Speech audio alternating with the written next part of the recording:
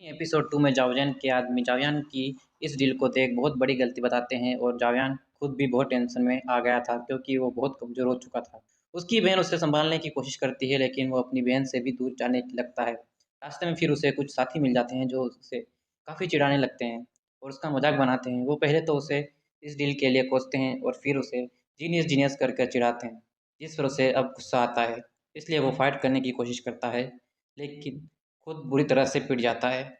लेकिन तभी वहाँ उसकी बहन चाउनियर आ जाती है और उसे बचाने लगती है, जिस पर वो लोग उसका और भी मज़ाक उड़ाने लगते हैं कि एक लड़की का सहारा ले रहा है और इस सब से उसका दिल काफ़ी टूट जाता है और वो वहाँ से रोते-रोते भाग जाता है। वो सीधे अपनी माँ की ग्रेव पर जाकर रोने लगता है। चाओजन भी उसे रोता हुआ देखता है लेकिन उस पर गर्व महसूस करता है कि उसने बहादुरी के साथ इस डील को एक्सेप्ट किया था। जावियान अपनी माँ से कहता है कि माँ, मैं 3 साल बाद भी उससे कभी नहीं जीत पाऊंगा। अब तो केवल कोई चमत्कार ही मुझे जिता सकता है। और जैसे ही वो ये कहता है, वहाँ उसकी रिंग अपने आप बाहर निकल जाती है और उसके अंदर से एक आदमी बाहर निकलता है जो उससे कहता है कि अगर तुम 3 साल बाद नायन को हराना चाहते हो तो मैं तुम्हारे लेवल्स बढ़ाने में मदद करूंगा, यानी तुम्हें मार्शल आर्ट्स की ट्रेनिंग दूंगा। फिर उसको एक बात समझाता है कि दो कोई स्किल्स फोर्थ क्लास और 12th लेवल्स में बनती है। फोर्थ क्लासेस के नाम हेवन, आर्ट, ब्लैक और येलो है और हर क्लास के अंदर 3 लेवल्स हैं।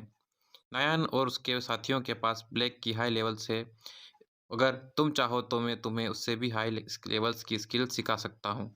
अब जावयान उसकी बात सुनकर खुश होता है, पर फिर एकदम से अपने दिमाग का यूज़ कर फिर उस पर शक करने लगता है कि क्लास ब्लैक से ज़्यादा शक्तिशाली तो क्लास हेवन है और हेवन की स्किल्स सीखने में तो कई सदियाँ लग जाएगी।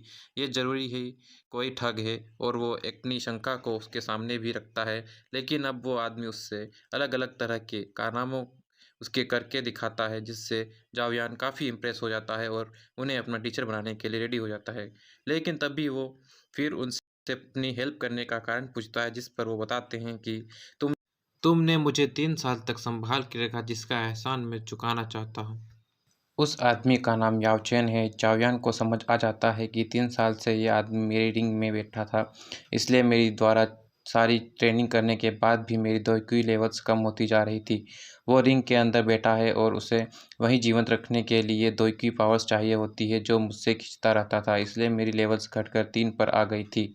अब इससे जावयान को काफ़ी गुस्सा आ जाता है, लेकिन वो अब जो हो चुका था वो हो चुका था, इसलिए वो मूव ऑन कर जाता है और वो फिर उस आदमी से कहता है कि तुम मुझे ऐसी ट्रेनिंग दो जिससे मैं एक ही साल में 7th लेवल्स पर पहुंच जाऊं, जिस पर वो हाँ कर देता है। लेकिन वो उसे एक पर्ची में कुछ अजीब से सामान लिख कर देता है कि तुम इन सब इंग्रेडिएंट्स को इकट्ठा करो, तब मैं तुम्हें सिखाऊंगा। अब वो सारे इंग्रेडिएंट्स बहुत महंगे थे, लेकिन कोई चारा ना होने पर वो मान जाता है। वहीं दूसरी तरफ चावली हाउस के हेड चार्ली बाई चावयान की वृद्धि देख चावयान को काफ़ी कोसते हैं, लेकिन तभी उसका बेटा उसके कान में कुछ कहता है और चार्ली भी की इवल स्माइल के साथ यह एपिसोड समाप्त हो जाता है।